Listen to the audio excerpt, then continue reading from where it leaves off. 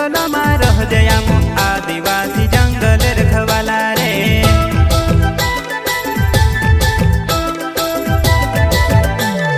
चल जंगल जमीन काजे पूजे रे आदिवासी दुनिया ने रखवाला रे। बाप देव खतरी काज पूजे रे आदिवासी सबसे निराला रे।